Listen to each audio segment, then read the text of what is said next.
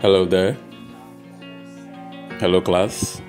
You are welcome to HisGov TV.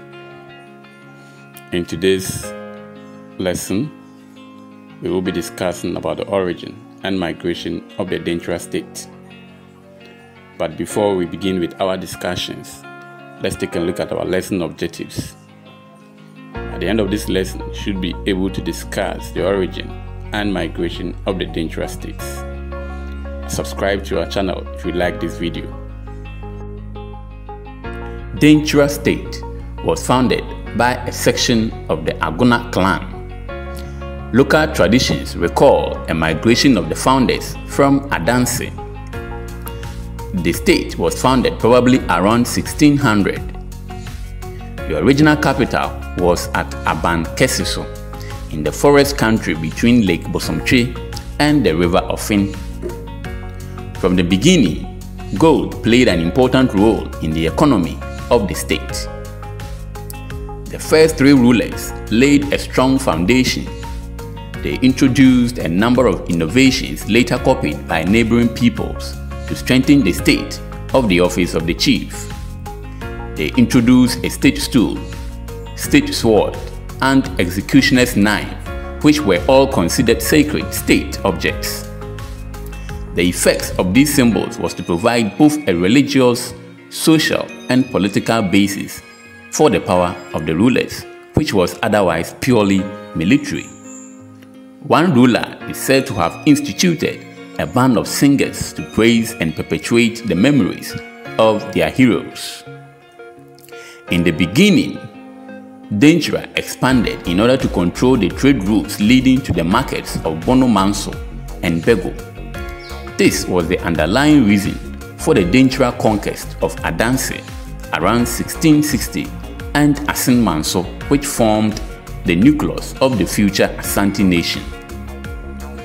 Later, from the 1680s to the end of the 17th century, Denkyira began to expand southwards to the coast. This was to enable it to trade with the local trading companies on the coast without having to conduct business through the Wasa and Asin peoples. Between 1680 and 1698, Denkyira defeated Seshi, Wasa, and Awowin and gained control of the trade routes leading to the western part of the Gold Coast from Komenda in the east to Asin in the west. As a result, Denkyira controlled the gold districts of Wasa and Awowin. It next turned its attention to the states in the southeast. It tried to prevent Akwemu, which was also expanding at the expense of smaller political units, from extending its power to Agona in 1688. At the same time, it tried to overrun Fetu. In 1697, it defeated Asin. This enabled it to trade along the routes to Cape Coast and Mori. Denkyira's power had by now risen to its highest point. Its control of the gold-producing areas enabled it by firearms to maintain and extend its power. The vassal states paid heavy tribute, which provided extra revenue, and Denkyira was now the most important inland state trading in gold and slaves with the Europeans. To ensure that Denkyira traders were treated fairly on the coast, both by the coastal traders and by the European companies, the late 17th century Denkyirahene Amponsim I appointed a representative to live on the coast. Because of the wealth, power, and glory of the court of Denkyira, many princes from the states which Denkyira ruled went there to study the art of government and correct behavior at court. This was the only benefit these states enjoyed from being subjected by Denkyira. The most famous of the peoples who went there to study at the Denkyira court in the 1670s was Osei Tutu, the future founder of the Asante nation. Denkyira ruled the conquered peoples harshly, and the vassal states derived no real advantage. Denkyira enjoyed its power and prestige but remained blind to the sufferings of its subjects. Both oral traditions and European accounts agree that it was the high-handed and overbearing manner of Denkyira's rule that united its vassals in opposition. In particular, it was the excessive and insulting tributes that Ntim Jakari, the Denkyirahene, demanded from the infant Asante state in the late 1690s that provided the opportunity for Asante to fight for its independence.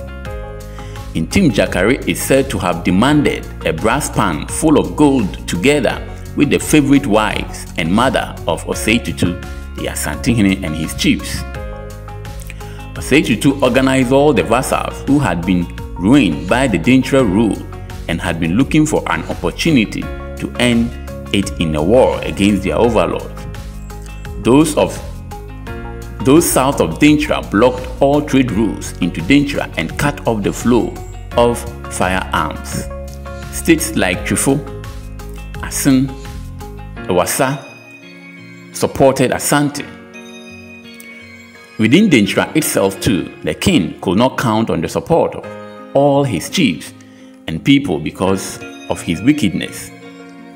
For example, Boa Kropa, one of Ntim's most powerful chiefs, refused to join the Denkyira army because the Denkyirahene had seduced one of his wives. The only support that Denkyira had was from Achim, which for economic and political reasons was not happy to see the rise of Asante. Battles were fought between 1699 and 1701. At the critical battle of Feyiase in 1701, Denkyira was heavily defeated. At the victories, Asante warriors carried the war into the heart of Denkyira and plundered the country. Denkyira suffered heavily. European reports at the time put the loss of the Achim allies at 30,000. We can therefore imagine that Denkyira's own must have been heavier. Denkyira never recovered from the defeat. Its former vassals now became Asantes, and town itself was reduced to vassal status.